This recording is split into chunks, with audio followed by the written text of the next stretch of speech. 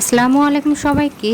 এ যাবৎকালে যত প্রকারই গরুর মাংস রান্না খেয়েছি না কেন, আজকের এই রেসিপিটা একদমই ব্যতিক্রমী আর সবচেয়ে সেরা বলা যায়। সব সময়কার রান্না থেকে বেরিয়ে এসে একটু ব্যতিক্রমী রান্না করলে সেই রান্নার টেস্টটা আসলেই ভালো হয়। তো সবসময় আমরা চেষ্টা করি কিন্তু হাতে মেখে বা মশলা কষিয়ে রান্না করতে। আজকে একদমই উল্টোভাবে রান্না করব আর অন্য কোনো মশলা দিয়েও রান্না করব। তো চলুন সম্পূর্ণ রেসিপিটা দেখে আসি। প্রথমে একটি প্যানে তেল গরম করে তারপর গরুর মাংসগুলো তেলে হালকা করে ভেজে নিচ্ছি কয়েকবার উল্টিয়ে পাল্টিয়ে। যখন ভাজা হয়ে যাবে তখন এর মধ্যে দিয়ে দেব গোটা গরম মশলা। গোটা গরম মশলা দিয়েও কিছুক্ষণ ভেজে নেব। যখন ভাজা হয়ে যাবে তখন এক এক করে ধাপে ধাপে অন্য সব মশলাগুলো অ্যাড করব। এখানে আমি প্রথমে দিয়েছি পেঁয়াজ বাটা, তারপর আদা বাটা, রসুন বাটা, সব কিছু ভালো করে তেলের সাথে উল্টিয়ে পাল্টিয়ে ভেজে নিতে হবে। যখন দেখব মশলাগুলো হালকা ভাজা হয়ে গিয়েছে তখন এর ভিতরে দিয়ে দেবো বাদাম বাটা, সেটা পানি দিয়ে গুলিয়ে নিয়েছিলাম সেটা। এখানে পানির পরিবর্তে আমি বাদাম বাটাকে লিকুইড করে নিয়েছি, সেটা ইউজ করেছি। তারপর হালকা মশলা যখন কষিয়ে যাবে তখন এর ভিতরে দিয়ে দেব ধনিয়া গুঁড়া, জিরা গুঁড়া এবং কিছু পরিমাণে টক দই। টক দই দেওয়ার কারণে মাংসটা সিদ্ধ হতে একটু কম সময় লাগবে।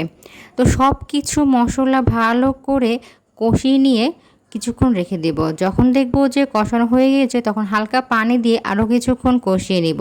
কষানোর পরে দিয়ে দেব পরিমাণ মতো মরিচের গুঁড়া, পরিমাণ মতো হলুদের গুঁড়া এবং স্বাদ মতো লবণ দিয়ে আবারও ভালো করে উল্টিয়ে পাল্টিয়ে নিব।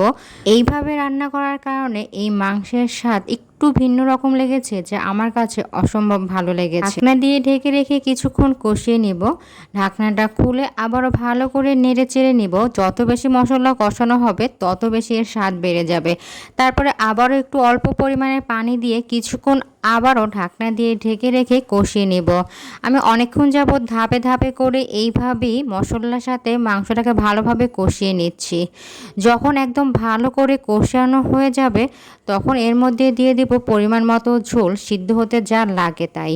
কষানো মাংসটা খেতে কিন্তু অনেক মজা লাগে। আগে আম্মু মাংস কষালে আমি বাটি নিয়ে দাঁড়িয়ে থাকতাম, সেখান থেকে এক পিস মাংস খাওয়ার জন্য। এরকম কে কে করতেন কমেন্টসে জানাতে পারেন। ঢাকনা দিয়ে ঢেকে রেখেছি প্রায় আধা ঘন্টার মতো। ঢাকনাটা খুলে দেখি মাংসটা একদমই সিদ্ধ হয়ে গেছে। দেখেন হাড্ডি থেকে মাংসটা কিন্তু ছুটে গেছে, তার মানে মাংসটা অনেক সুন্দরভাবে সিদ্ধ হয়ে গেছে। নামানোর আগে আগে আস্ত কাঁচামরিচ ছড়িয়ে ছিটিয়ে দিব আর সামান্য পরিমাণে চিনি দিব ব্যালেন্স করার জন্য, যেহেতু আগে আমি টক দই ইউজ করেছি সেজন্য।